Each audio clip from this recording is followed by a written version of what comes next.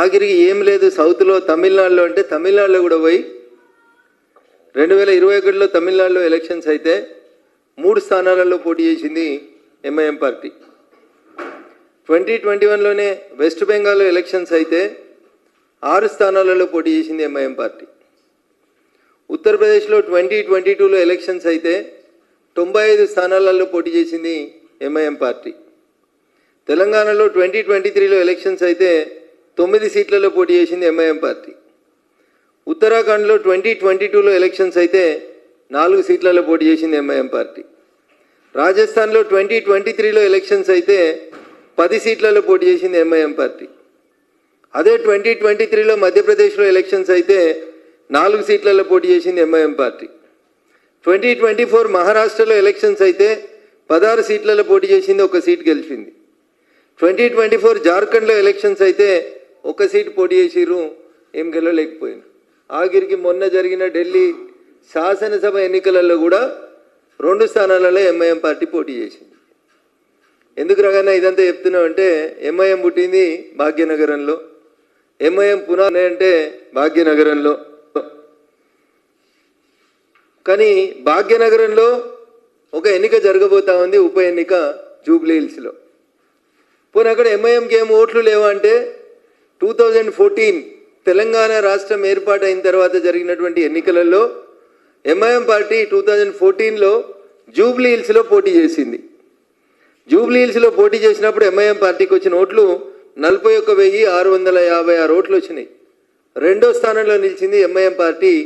అప్పుడు 2014లో జూబ్లీ హిల్స్ని గెలిచింది తెలుగుదేశం పార్టీ గెలిచింది. తెలుగుదేశం పార్టీకి 50,898 ఓట్లు వచ్చినాయి. కాంగ్రెస్ 3rd ప్లేస్లో ఉంది, టీఆర్ఎస్ 4th ప్లేస్లో ఉంది. 2018లో పోటీ చేసిరు, 2023లో పోటీ చేసిరు. ఇవాళ వస్తున్నటువంటి ఉప ఎన్నికలలో ఎంఐఎం పార్టీ ఎందుకు జూబ్లీ హిల్స్లో తమ అభ్యర్థిని పెడతలేదు? దీని వెనకాల ఉన్నటువంటి కుట్ర ఏంది? ఒక్కసారి సమాజం అంతా ఆలోచించాలి. జూబ్లీ హిల్స్ ఓటర్ మహాశయులు ఆలోచించాలి. భాగ్యనగరంలో ఉన్నటువంటి మెజారిటీ ప్రజలు ఇలా ఆలోచించాల్సినటువంటి అవసరం ఉంది దీని గురించి. 2014లో దాదాపు 2వ స్థానానికి వచ్చి గెలుపుకు సమీపంలోకి వచ్చినటువంటి ఎంఐఎం పార్టీ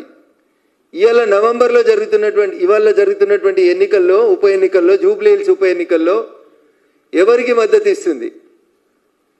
తమ్ముడేమో టీఆర్ఎస్కి చేద్దామంటున్నట్ట, అన్ననేమో కాంగ్రెస్కి చేద్దామంటున్నట్ట. ఎంఐఎం పార్టీ కూడా ఇట్లా 2 రకాలుగా విడిపోతుందా? ఎవరి ప్రయోజనాలని కాపాడేందుకు ఎంఐఎం పార్టీ ఎన్నికలలో పోటీ చేస్తలేదు. ఎవరితో కుమ్ముక్కయ్యిండ్రు?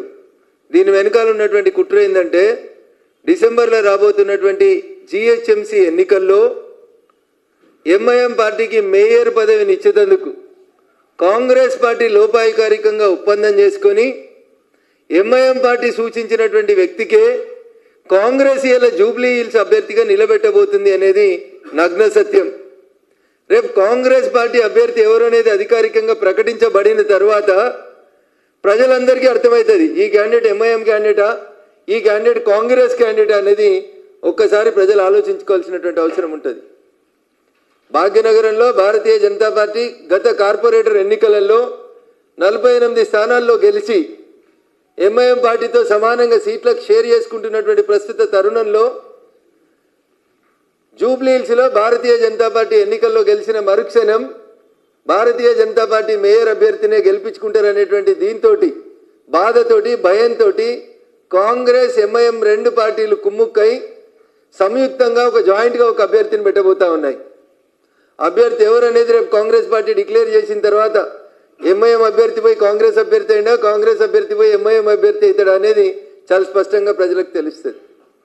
అందుకనే వీటన్నింటినీ దృష్టిలో పెట్టుకొని ఎంఐఎంకి కాంగ్రెస్ పార్టీకి మధ్యలో జరిగిన ఒప్పందాన్ని దృష్టిలో పెట్టుకుని 119 శాసనసభ నియోజకవర్గాల్లో 7 కబ్రస్థాన్ల గురించి మాట్లాడినటువంటి కాంగ్రెస్ పార్టీకి ఎంఐఎం పార్టీ ఒత్తిడి చేసింది కాబట్టి జూబ్లీ హిల్స్లో అర్జెంటుగా కబ్రస్థాన్లు కట్టాల్సినటువంటి అవసరం వచ్చింది.